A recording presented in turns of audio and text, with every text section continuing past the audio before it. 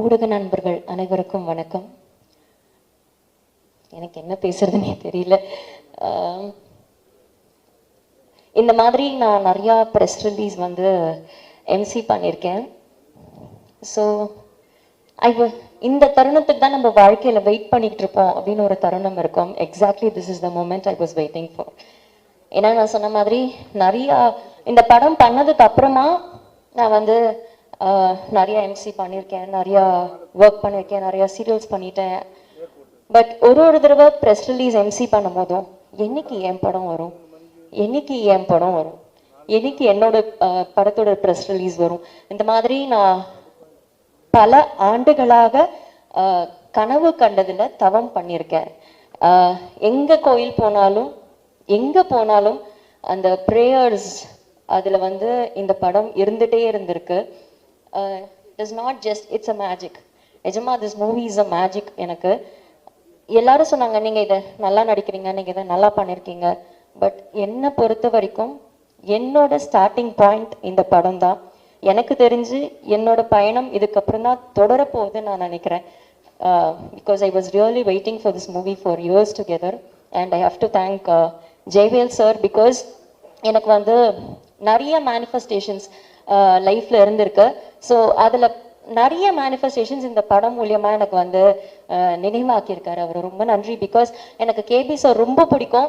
KP சாரோட work பண்ண வாய்ப்பு இல்லை. பட் அவரோட சிஷ்யனோட ஒர்க் பண்ணுறது எனக்கு ரொம்ப ரொம்ப சந்தோஷம். அண்ட் யுவன் சார், நான் பயங்கர யுவன் சார் ஃபேன். ஸோ அவர் வந்து என்னோட சாங் பாடியிருக்காருன்றது ரொம்ப ரொம்ப சந்தோஷம். அண்ட் போபோ சார் வந்து ஆக்சுவலி வந்து 90s கிட்ஸோட பெரிய ஹிட் ஒரு ஆல்பம் ஹிட் கொடுத்தவர் அவர்.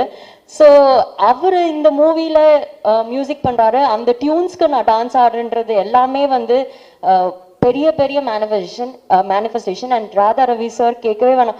எனக்கு அவர் சீன் அப்போ எனக்கு வந்து அவ்வளோ பயம். இவருக்கு மட்டும்தான் தெரியும். நான் சொல்லிட்டு இருந்தேன் எனக்கு பயமா இருக்கு. எனக்கு நல்ல வேளை அந்த சீன்ல டயலாக் இல்லைன்னா நான் மயக்கமே போட்டு விழுந்திருப்பேன். ஏன்னா ஃபர்ஸ்ட் டைம் எனக்கு வந்து அவர் பார்க்குறப்போ ஒரு லெஜெண்டரி ஆக்டரோட first frame. Because years back அதை நான் பண்ணேன். அண்ட் நிஜமாவே அவ்வளோ பயமா இருந்தது sir. But you made it so simple. Thank you so much. And இங்கே இருக்கிற எல்லாருக்குமே ரொம்ப நன்றி. அண்ட் மெயினாக என்னை வந்து என்ன ரசிக்க வச்ச ஸ்ரீராம் சாருக்கு ரொம்ப ரொம்ப ரொம்ப நன்றி. ஒரு ஃப்ரேமும் அவ்வளோ அழகாக எனக்கு வச்சிருந்தாரு. ஒரு ஃப்ரேமும் நான் whenever I'm low, I just இந்த மூவிலேருந்து ஏதாவது ஒரு கிளிப்பிங் இருந்தால் எடுத்து பார்ப்பேன். see how beautiful I am, I have more things to do in life அப்படின்னு அந்த ஃப்ரேம்ஸ் வந்து என்னை நிறைய தடவை வந்து ஊக்குவிச்சிருக்கு அப்படின்னு தான் சொல்லணும். அண்ட் ரவி அங்கிள் அப்படிதான் நான் சொல்லுவேன்.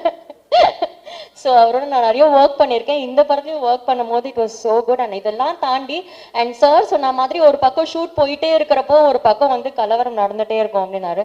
பட் அதை தாண்டி அந்த மக்கள் இப்போ ஏதாவது ஷூட்டிங் போனால் அவங்க வந்து அவங்க வீட்டு பொண்ணு மாதிரி பார்த்துப்பாங்க. அப்போ பெருசாக எனக்கு ஃபேம் கிடையாது, நான் பெரிய ஆர்டிஸ்ட்லாம் கிடையாது. பட் அவங்க வீட்டில் கூப்பிட்டு தோசை சாப்பிட்றியாம்மா, அது ஏதோ ஒரு சீன் வந்து ஸ்ரீராம் சார் வந்து திடீர்னு இதுக்கு ஒரு ரெட் கலர் சாரீ கிடைச்சா நல்லா இருக்கும். ஏன்னா அப்போ என்ன பண்றது அப்படி யோசிக்கும் போது ஒரு அம்மா இந்தாங்க நான் தரேன் அப்படின்ட்டு எடுத்து சாரீ கொடுத்தாங்க. ஸோ அந்த மக்கள் அனைவருக்கும் ரொம்ப நன்றி. நான் மறக்கவே மாட்டேன் அந்த ஷூட்டிங் ஸ்பாட், அந்த ஏரியா மக்கள் அனைவருக்கும் ரொம்ப ரொம்ப நன்றி. And once again thank you so much Jaivel sir for this. And thank you Anbu sir for making this film success. And thank you all. Thank you so much.